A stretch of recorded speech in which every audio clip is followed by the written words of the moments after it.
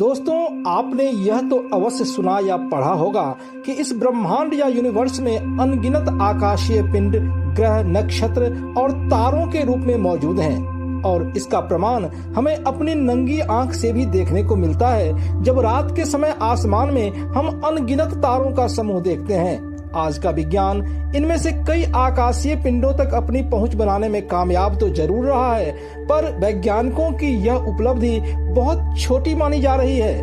उनकी उपलब्धि महासागर में एक बूंद पानी के समान ही है। यहाँ तक कि अब तो आज का विज्ञान भी मानने लगा है कि इस ब्रह्मांड से परे भी अनेकों ब्रह्मांड हो सकते हैं।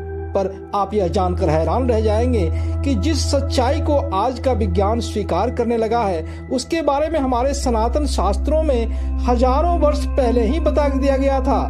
श्री रामचरितमानस में गोस्वामी तुलसीदास जी ने प्रभु श्री राम के प्रगट लीला का वर्णन करते हुए लिखा है, ब्रह्मांड निकाया निर्मित माया, रोम रोम प्रतिवेद कहे। अर्थात वेद कहते हैं कि हे भगवान, आपके माया द्वारा निर्मित इस मानव शरीर के प्रत्येक रोम में अनगिनत ब्रह्मांड यानी कि यूनिवर्स समाया हुआ है। आज जब हम चांद और मंगल जैसे ग्रहों पर पहुंचने की कोशिश कर रहे हैं, हजारों वर्ष पहले ही हमारे ऋषि मुनि रूपी वैज्ञानिक विभिन्न लोकों अथवा ग्रहों का भ्रमण किया करते थे। पुराणों में आपने देवर्षि नारद के बारे में तो अवश्य सुना होगा, जो सनातन शास्त्रों में वर्णित तीनों लोकों पृथ्वी लोक, स्वर्ग लोक और पाताल लोक में भ्रमण किया करते थे। साथ ही श्री हनुमान जी ने तो मीठा फल जानकर साक्षात सूर्य को निगल लिया था। हमारे सनातन शास्त्रों में इसी प्रकार के न जाने कितने उदाहरण मौजूद हैं जो विभिन्न लोकों के बीच आवागमन को दर्शाता है। ऐसे में आज के विज्ञान की उपलब्धि बहुत ही छोटी जान पड़ती है। सनातन हिंदू धर्म में अपने आराध्य श्री राम, श्री कृष्ण, शिव, विष्णु और ब्रह्मा जी को अनंत ब्रह्मांडाधिनायक कहकर संबोधित किया जाता है। इसका अर्थ है अनगिनत यूनिवर्स अथवा ब्रह्मांड के स्वामी। यानी कि जिस सच्चाई को आज का विज्ञान अब स्वीकार करने लगा है उसका उल्लेख हमारे शास्त्रों में न जाने कितने हजार वर्षों से मिलता है। ऐसे में क्यों न हम गर्व करें अपने इस महान सनातन संस्कृति पर।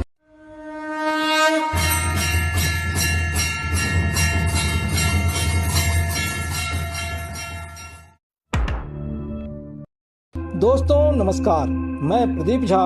मेरे इस चैनल में आपका स्वागत है। सनातन हिंदू धर्म के शास्त्रों ने आधुनिक विज्ञान को न जाने कितने उपहार प्रदान किए हैं, जिसके आधार पर ही आज का विज्ञान अनंत ब्रह्मांड, विभिन्न लोक अथवा ग्रह और वहां के निवासियों यानी कि एलियंस के अस्तित्व और उनके बहुत ही तेज गति से विभिन्न लोकों या आकाशीय पिंडों के बीच आवागमन के बारे में जानने का प्रयास कर रही है। आगे का वर्णन जानने से पहले आपसे रिक्वेस्ट है कि आप इस वीडियो को लाइक व शेयर करें तथा चैनल को सब्सक्राइब कर बेल आइकन जरूर दबाएं। आजकल हम एलियन के बारे में सुनकर अथवा जानकर अति उत्साहित हो जाते हैं। वैज्ञानिक भी अब एलियन अथवा दूसरे ग्रह के प्राणी के अस्तित्व को स्वीकार करने लगे हैं, पर अभी भी इसके बारे में कंफ्यूजन का माहौल है अथवा सटीकता से इसके बारे में अभी भी कुछ नहीं कहा जा सकता है। पर हमारे सनातन शास्त्रों में दूसरे लोकों अथवा ग्रहों के प्राणियों के बारे में साफ साफ उल्लेख मिलता है। आपने सनातन हिंदू धर्म के देवी देवताओं के बारे में तो अवश्य ही जाना होगा, जिनका स्वरूप चतुर्भुज यानी कि 4 हाथ वाले, 10 भुज यानी कि 10 हाथ वाले, पंचमुख और 10 मुख यानी कि 5 या 10 सिर वाले के रूप में प्रस्तुत किया गया है। इतना ही नहीं, श्री गणेश जी का स्वरूप मनुष्य और हाथी से मिलकर बना है। इसी प्रकार भगवान विष्णु के नरसिंह अवतार का जिक्र मिलता है, जो कि आधा नर और आधा सिंह के रूप में है। इसके अलावा भी अनेकों देवी देवताओं के विचित्र स्वरूप को भी दर्शाया गया है।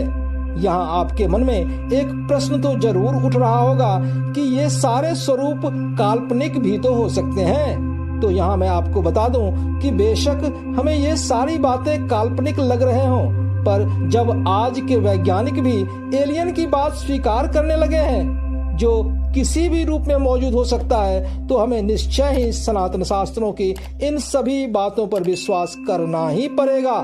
आज का विज्ञान भी मानता है कि इस ब्रह्मांड में अनेक ऐसे ग्रह हो सकते हैं जिन पर एलियन का निवास हो सकता है, और हजारों वर्ष पहले से ही हमारे सनातन शास्त्रों में भी विभिन्न लोकों अथवा ग्रहों के प्राणियों का भी जिक्र किया गया है जो हमारे पृथ्वीवासियों से बिल्कुल अलग हैं। इनमें से कुछ दृश्य हैं, यानी कि जो दिखाई देते हैं, और कुछ अदृश्य हैं जो दिखाई नहीं देते हैं, पर कई अवसरों पर उनकी उपस्थिति महसूस अवश्य करते हैं। सनातन हिंदू शास्त्रों के अनुसार ब्रह्मांड के सभी दृश्य और अदृश्य प्राणी अलग अलग क्षेत्रों में वास करते हैं, जिनको लोक कहा जाता है। हिंदू पौराणिक कथाओं में 14 लोकों को परिभाषित किया गया है। इनमें से 7 ऊर्ध्व या उच्च लोक हैं और 7 अधो या निम्न लोक हैं। यदि ऊपर से लें तो उच्च लोक में पहला है सत्यलोक, दूसरा तपहलोक, तीसरा जनलोक, चौथा महरलोक, पांचवा स्वर्गलोक, छठा भूवरलोक और 7वां भूलोक जो हमारी पृथ्वी है।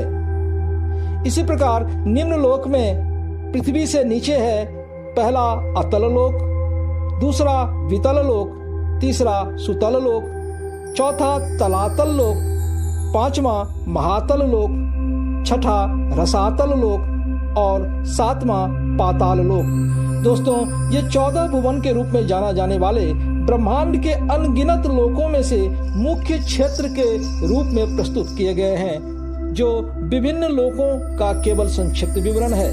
आइए जानने की कोशिश करते हैं इन 3 लोक और 14 भुवन के बारे में। 3 लोक 14 भुवन, प्रेम कहूँ ध्रुव नाही, जगमग रहियो जराब सौ, श्री वृंदावन माही। अर्थात श्री ध्रुवदास जी कहते हैं कि 3 लोक और 14 भुवनों में सहज प्रेम के दर्शन कहीं नहीं होते। यह तो एकमात्र श्री वृंदावन में कंचन में जड़ी मणि की भांति जगमगा रहा है। दोस्तों, पाताल या नर्क को निम्न लोक, पृथ्वी लोक को मध्य लोक और स्वर्ग को उच्च लोक बताया गया है। पर इन 3 लोकों को 14 भुवन अथवा लोकों में बांटा गया है, जिसमें भूलोक से ऊपर 6 उच्च लोक हैं और भूलोक से नीचे 7 निम्न लोक हैं। आइए एक एक करके जानते हैं इन उच्च लोक और निम्न लोक के बारे में। सबसे पहले उच्च लोक। पहला है भूलोक। यह हमारी पृथ्वी है, जहां मनुष्य और अन्य प्राणी वास करते हैं। इसे मृत्यु लोक भी कहा जाता है, क्योंकि यहाँ का हर चीज नाशवान है। दूसरा है भूवरलोक। यह पृथ्वी से लेकर सूर्य तक का क्षेत्र है। इसमें सप्तऋषि निवास करते हैं, जो स्वर्ग लोक और पृथ्वी लोक के संपर्क में रहते हैं। तीसरा है स्वर्गलोक। यह क्षेत्र इंद्र समेत अन्य देवता का निवास स्थान है। हम आम भाषा में जिस स्वर्ग की बात करते हैं वह यही है। यह सूर्य से लेकर ध्रुव तारा वाले ध्रुव मंडल तक फैला हुआ है। हमारे पुराणों में इन तीनों लोकों को ही त्रिलोकी या त्रिभुवन कहा गया है, और ऐसा माना जाता है कि इंद्र समेत अन्य देवताओं का अधिकार क्षेत्र इन्हीं 3 लोकों तक सीमित रहता है। चौथा है महरलोक। यह लोक ध्रुव मंडल से लगभग 1 करोड़ योजन ऊपर है। दोस्तों, मैं यहाँ पर आपको बता दूं कि 4 कोस या 8 मील का 1 योजन होता है और लगभग 1.6 किलोमीटर का 1 मील होता है। इस क्षेत्र में सिद्ध आत्माएं और ऋषि मुनि निवास करते हैं। महरलोक और जनलोक में रहने वाले अति तीव्र गति से अलग अलग लोकों में आ जा सकते हैं, जो आधुनिक विज्ञान के लिए भी पहेली सी बनी हुई है।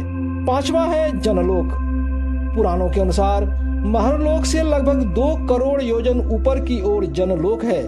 यहाँ पर सनकादिक आदि ऋषिगण निवास करते हैं। छठा है तपोलोक। यह लोक जनलोक से लगभग 8 करोड़ योजन दूर है। यह लोक महान साधक और बड़े बड़े तपस्वियों को ही प्राप्त होता है। यहाँ चारों कुमार सनत, सनक, सनंदन और सनातन रहते हैं। 7वां है सत्यलोक।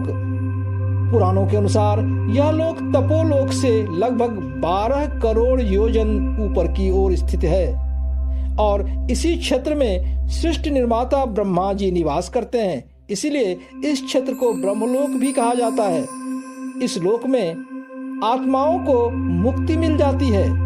दोस्तों, विष्णु पुराण के अनुसार पहले 3 उच्च लोक यानी कि भूलोक, भूवर्लोक और स्वर्गलोक सदा अपने अस्तित्व में नहीं रहते हैं। समय के अंत में महाप्रलय काल में ये नष्ट हो जाते हैं, जबकि जनलोक, तपोलोक और सत्यलोक महाप्रलय काल में भी अप्रभावित रहते हैं। एक बचा हुआ लोक महरलोक है, जो प्रलय काल के दौरान नष्ट तो नहीं होता है, पर यह क्षेत्र रहने लायक नहीं रहता है। इसलिए यहाँ रहने वाले सभी निवासी उस दौरान जनलोक की ओर चले जाते हैं। इन 7 उच्च लोकों के अलावा 7 निम्न या अधोलोक भी हैं, जिन्हें पुराणों में पाताल अथवा नर्क की श्रेणी में रखा गया है। ये इस प्रकार हैं। पहला है अतल लोक। यह हमारी पृथ्वी यानी कि भूलोक से लगभग 10,000 योजन की गहराई में स्थित है और यहाँ की भूमि शुक्ल वर्ण अथवा सफेद रंग की है। दूसरा है वितल लोक। यह अतल लोक से 10,000 योजन की गहराई में स्थित है और इस लोक की भूमि कृष्ण यानी कि काली है। तीसरा है नितल लोक। यह वितल लोक से लगभग 10,000 योजन की गहराई में स्थित है और इसकी भूमि अरुण वर्ण यानी कि सूर्योदय के रंग की है। चौथा है गवस्तिमान लोक। पुराणों के अनुसार यह लोक नितल लोक से लगभग 10,000 योजन की गहराई में स्थित है और यहाँ की भूमि पीले रंग की है। पांचवा है महातल लोक। यह गविस्तान लोक से भी लगभग 10,000 योजन की गहराई में है और यहाँ की भूमि कंकरीली है। छठा है सुतल लोक। यह महातल से लगभग 10,000 योजन की गहराई में है और यहाँ की भूमि पथरीली है। सातवां है पाताल लोक। सुतल लोक से यह लगभग 10,000 योजन की गहराई में स्थित है और इसकी भूमि स्वर्ण निर्मित अथवा सोने की रंग की है। दोस्तों, हमारे पुराण आदि ग्रंथ के अनुसार इन 7 निम्न लोकों में दैत्य, दानव और नाग निवास करते हैं। हम तो जानते ही हैं कि चाहे उच्च लोक हो या निम्न लोक, सभी के स्वामी ईश्वर ही हैं। फिर भी जिस प्रकार पृथ्वी पर कई देश हैं और सभी के निवासी और शासन पद्धति अलग अलग हैं, ठीक उसी प्रकार इन सभी लोकों के नियम व कानून अलग अलग हो सकते हैं। हमारे सनातन शास्त्रों में कई अनगिनत लोगों का वर्णन है, जो लोकों के इन्हीं मुख्य विभागों के क्षेत्र हो सकते हैं।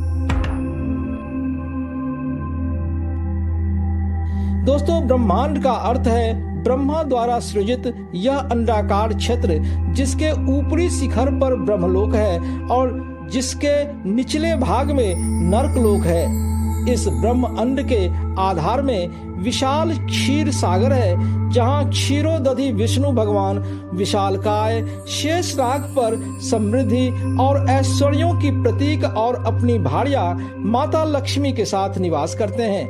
इसी भगवान विष्णु के नाभि कमल से उत्पन्न होकर ब्रह्मा जी इस सृष्टि की रचना करते हैं तथा सृष्टि विनाश के लिए भगवान विष्णु के भ्रुकुटी से रुद्र रूप में उत्पन्न होते हैं, जो रौद्र रूप धारण कर तांडव या नृत्य करते हैं और नए सृष्टि का सृजन करने के उद्देश्य से इस सृष्टि का विनाश करते हैं। यह क्रम लगातार जारी रहता है। ब्रह्मांड पंचकोशीय है, अन्नमय, प्राणमय, मनोमय, विज्ञानमय और आनंदमय। हमारे शास्त्रों के अनुसार ब्रह्मा जी द्वारा रचित इस सृष्टि को मुख्य रूप से त्रैलोक्य और 14 भुवन के रूप में प्रस्तुत किया गया है। त्रैलोक्य के अंतर्गत भूलोक, भूवर्लोक और स्वर्गलोक आते हैं, अर्थात हमारी आंखों से दृश्य जगत जिसमें चंद्र, सूर्य समेत तारामंडल भी आते हैं, ये सभी त्रैलोक्य में आते हैं और ये सारे नाशवान हैं।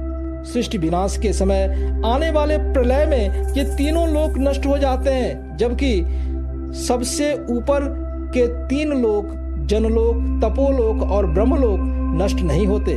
जनलोक से नीचे महरलोक भी महाप्रलय के दौरान नष्ट नहीं होता है, पर यह लोक निवास करने लायक नहीं रह जाता। इसलिए यहाँ के निवासी जनलोक और तपोलोक की ओर चले जाते हैं और सृष्टि के पुनः रचना के बाद वे महरलोक में पुनः वापस आ जाते हैं।